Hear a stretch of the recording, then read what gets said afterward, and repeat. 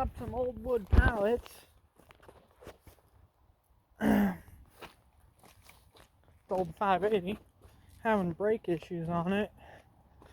Probably because someone put the wrong type of fluid in there and it ruined the seals. So I'm gonna put some seals on it, go reliable aftermarket parts for it. We'll get you new master cylinders, or it could be the piston. But got a bunch of pouches, so all I gotta get to work. Thanks for watching.